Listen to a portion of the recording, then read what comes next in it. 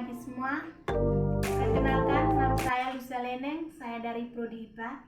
Mau menjelaskan struktur, bentuk, dan fungsi pada manusia. Yang pertama, sistem rangka. Pembagian anatomi tubuh manusia yang pertama yaitu sistem rangka. Rangka manusia tersusun dari 206 tulang yang berhubung, tendon, ligamen, dan tulang rawan. Berikut keterangan tulang-tulang yang menyusun kerangka manusia.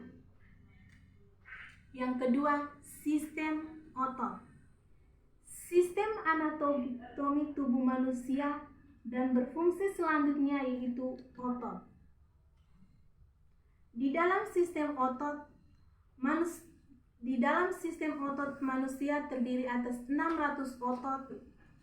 Fungsi dari otot yaitu membantu pergerakan tubuh, aliran darah, dan menjalankan fungsi tubuh lainnya. Otot ini juga berada pada anatomi tubuh manusia bagian belakang. Yang ketiga, sistem peredaran darah. Sistem peredaran darah memiliki 3 fungsi, yaitu yang pertama, mengedarkan darah ke seluruh tubuh. Yang kedua, melindungi tubuh manusia dan sel putih. Yang ketiga, untuk melawan kuman yang telah masuk. Yang keempat, sistem pencernaan. Sistem pencernaan melibatkan organ-organ yang disebut sebagai saluran pencernaan. Saluran pencernaan dimulai dari organ yang ada di mulut hingga usus besar.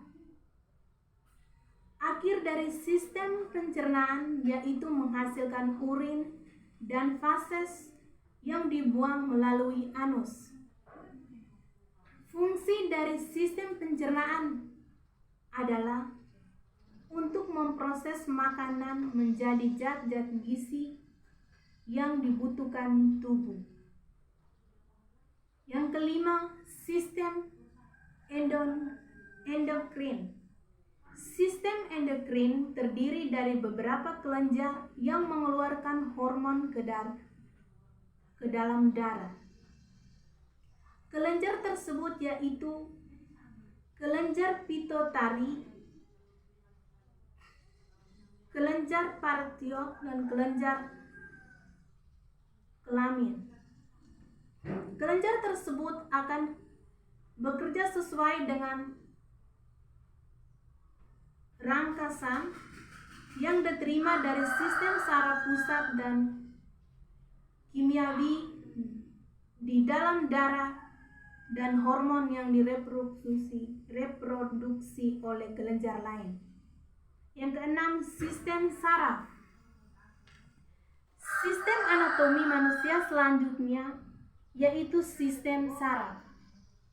Sistem saraf memiliki fungsi untuk mengumpulkan, mengirimkan, dan memproses informasi dalam otak dan saraf. Sistem saraf manusia terdiri dari sistem pusat dan sistem tepi. Sistem pusat terdiri dari otak dan sum tulang belakang, sedangkan sistem tepi terdiri dari saraf otonom dan somatis. Yang ketujuh, sistem pernapasan. Sistem pernapasan berfungsi untuk menyediakan oksigen ke seluruh tubuh, mengeluarkan karbon dioksida serta produk limbah lainnya yang dapat mematikan jika dibiarkan menumpuk. Terdapat 3 bagian dari sistem pernapasan utama yaitu saluran napas. Fungsinya membawa udara melewati hidung menuju paru-paru. Yang kedua, paru-paru berfungsi untuk peraturan oksigen dan ke dalam tubuh karbon dioksida. otot respirasi, termasuk dari diafragma dan otot yang bekerja sama memompa mendorong udara masuk keluar dari paru-paru saat bernapas. Yang kedelapan, sistem kekebalan tubuh. Sistem kekebalan tubuh berfungsi untuk pertahanan tubuh terhadap bakteri, virus, dan patogen lainnya yang berbahaya. Getah bening, limpa, sum tulang, termasuk sel B dan sel T. Timus dan termasuk dari sistem kekebalan tubuh. Yang kesembilan, sistem limfatik. Sistem limfatik merupakan sistem yang berperan pula terhadap pertahanan tubuh. Sistem limfatik terdiri dari kelenjar getah bening, saluran getah bening, dan pembuluhan getah bening. Tugas utamanya yaitu membuat dan menyalurkan getah bening yang dapat membantu tubuh melawan infeksi. Selain itu, sistem limfatik juga membantu kehilangan cairan getah dan jaringan tubuh yang mengembalikannya ke darah. Yang ke-10, sistem ekskresi. Sistem ekskresi berfungsi untuk mengeluarkan zat sisa yang tidak membutuhkan lagi manusia. Organ-organ ekskresi terdiri dari ginjal, hati, kulit, dan paru-paru. Organ hati berfungsi mengeluarkan empedu, kulit berfungsi mengeluarkan keringat, dan paru-paru mengeluarkan uap air dan karbon dioksida. Yang ke-11, sistem urinaria. Sistem urinaria atau pelaminan juga termasuk dari sistem ekskresi. Tetapi sistem urinaria terdiri dari ginjal, ureter, kandung kemih, dan utera.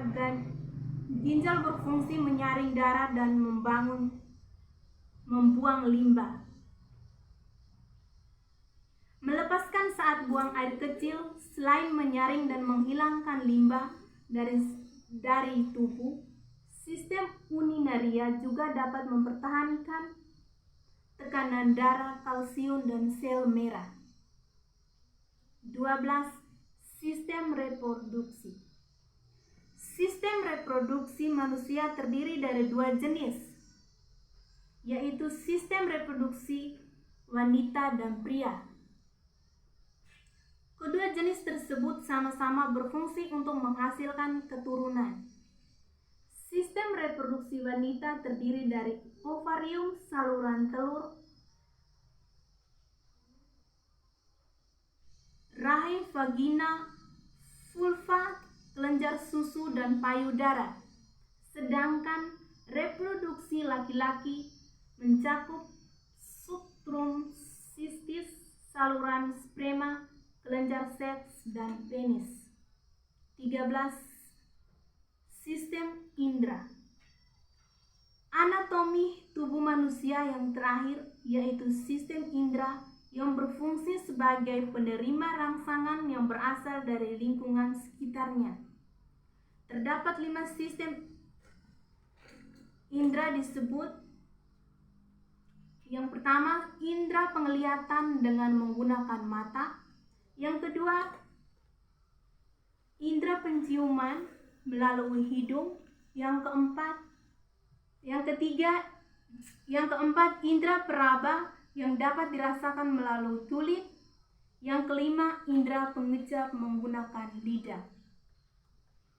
Terima kasih.